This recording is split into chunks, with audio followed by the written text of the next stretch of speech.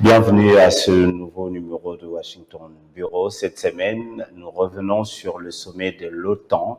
Nous allons en parler avec notre consoeur de la VOA, à qui j'ai dit bonjour, Alexandrine Olonio. Bonjour à vous également. Alors, la réunion de 31 dirigeants de pays de l'Alliance a eu lieu mardi et mercredi à Vilnius, en Italie, et s'est penchée, entre autres, sur l'adhésion de l'Ukraine à l'Alliance outre-Atlantique. Les dirigeants de l'OTAN ont convenu d'inviter l'Ukraine à rejoindre l'Alliance seulement lorsque les conditions seront réunies. La Russie, de son côté, a déjà mis en garde l'OTAN sur les conséquences très négatives pour la sécurité européenne d'une adhésion de l'Ukraine. Alors, la première question est de savoir quelles sont les conditions que doit réunir l'Ukraine pour adhérer à l'Alliance. Vous l'avez bien dit, cette déclaration elle est du secrétaire général de l'OTAN, Jens Stoltenberg, qui a précisé que l'adhésion de l'Ukraine sera effective dès que les conditions seront réunies. Pas de calendrier pour l'instant, c'est l'un des points essentiels à retenir lors de ce sommet de 2 jours à Vilnius, en Lituanie, mais des promesses, plein de promesses faites à l'Ukraine. Et parlant de ces conditions, je ne puis vous les citer tous, mais l'essentiel à retenir, c'est que l'une des plus importantes de ces conditions se base sur l'article 5 de l'OTAN, qui est un article clé de la charte de l'organisation. Il est souvent considéré comme le cœur de l'Alliance et porte sur la solidarité collective des États membres de l'OTAN. Il stipule que si l'un des pays de l'OTAN est attaqué, il est considéré comme une attaque contre tous les États membres de l'Alliance, et tous ces États membres devraient agir conséquemment comme si c'était eux, en effet, qui étaient directement attaqués, donc y compris l'utilisation de la force armée si nécessaire. Donc l'objectif est de préserver la paix et également la sécurité internationale. Alors d'une manière plus explicite, c'est pour dire que, se basant sur cet article 5 de l'OTAN, l'Ukraine étant aujourd'hui en guerre contre la Russie, si l'Ukraine adhère à l'OTAN, ce serait considéré comme si c'était tous les pays membres de l'OTAN, les 31, qui étaient en guerre contre la Russie. Donc les pays membres, notamment l'Allemagne et les États-Unis, veulent éviter un conflit direct avec la Russie. C'est pourquoi ils posent comme condition, cette condition qui existe dans la charte déjà de l'organisation, se basant sur l'article 5, que sans la fin de la guerre, on ne peut parler de l'adhésion de l'Ukraine à l'OTAN pour éviter justement ce conflit direct avec la Russie. Donc l'une des principales conditions posées pour son adhésion est bien la fin de la guerre, ce qui ne plaît pas vraiment au président ukrainien Volodymyr Zelensky, qui n'a pas manqué de critiquer ouvertement les tâtonnements de l'Alliance, parce que lui, il attend ce soutien militaire que lui apporterait son adhésion à l'OTAN pour justement faire face à l'invasion de la Russie sur son territoire. Alors, la deuxième question. Quelles sont les principales préoccupations de la Russie concernant l'expansion de l'OTAN dans la région? Elles sont essentiellement sécuritaires. La Russie craint principalement que la proximité géographique croissante des forces de l'OTAN ne nuise à ses frontières.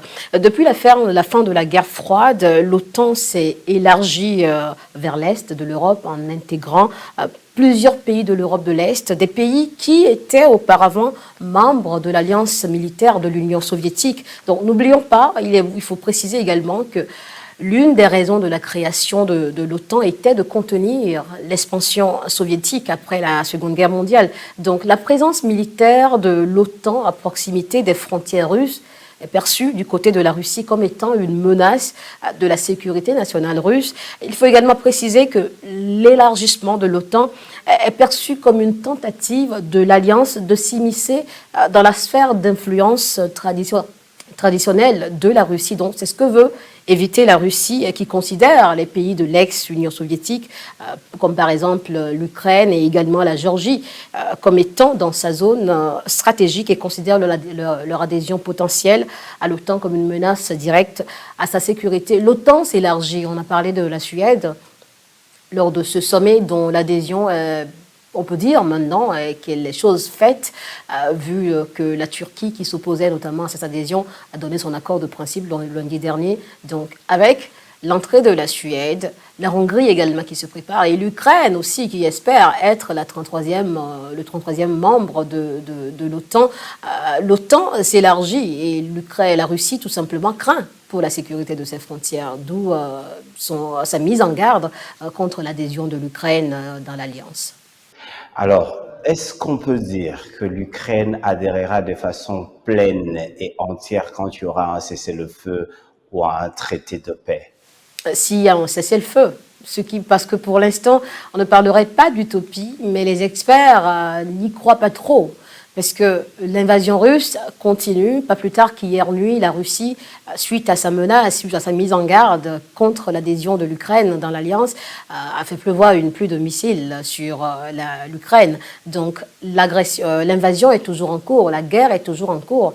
Et tant que les balles ne cessent, tant que les bombardements ne cessent, on ne peut pas parler d'adhésion de l'Ukraine à la Russie. Donc pour l'instant, il n'y a rien de précis. Comme l'absence de calendrier qu'on a noté lors de ce sommet, il n'y a pas eu de vote, il n'y a pas de calendrier, mais que des promesses, parce que l'OTAN garantit son soutien militaire à la Russie. Mais pour l'adhésion, l'Ukraine va devoir encore attendre et on n'a pas plus de précision sur cela, pas de calendrier précis. Alors, depuis le 24 février, l'Europe s'est peut-être réveillée géopolitiquement, mais elle a aussi accru sa dépendance aux États-Unis en matière de sécurité. Partagez-vous le constat selon lequel la guerre d'Ukraine aurait encore plus vassalisé le pilier européen dans l'Alliance? Je pense que c'est un détail important, c'est un tournant décisif pour l'OTAN, parce que l'OTAN cherche à élargir ses frontières et aujourd'hui la Russie peut être considérée comme une menace à cet élargissement des frontières de l'OTAN. Donc oui, on peut affirmer que le conflit ukrainien ou l'adhésion de l'Ukraine dans l'Alliance est un tournant décisif pour l'organisation qui veut étendre ses frontières et surtout, selon les experts, pour assurer la stabilité internationale. Alors, la dernière question, comment expliquer l'attitude de l'Allemagne ou des États-Unis qui se débrouillent parfois, se déclarent beaucoup plus prudents quant à l'adhésion de l'Ukraine à l'OTAN? Mais ils ne sont pas les seuls. L'Allemagne et les États-Unis ne sont pas les seuls. Peut-être que ce sont les déclarations que nous avons suivies. C'est eux qui ont osé dire que oui, ils craignent une confrontation directe avec la Russie, avec l'adhésion de l'Ukraine. Mais ils ne sont pas les seuls. Se fondant sur la charte, cet article 5 que j'expliquais un peu plus tôt de l'organisation, ce sont tous les États membres qui se sentiraient menacés ou qui entreraient en conflit direct avec la Russie si l'Ukraine adhère à l'organisation. Donc l'Allemagne et les États-Unis ne sont pas les seuls. Et même si on peut parler de crainte, elle est fondée. Cette crainte serait fondée si aucun pays ne veut entrer à guerre. Je crois que tous les pays militent pour la stabilité internationale. Donc c'est ce qu'ils veulent éviter, qui est cette situation qui est en cours actuellement en Ukraine ne s'étende vers d'autres frontières.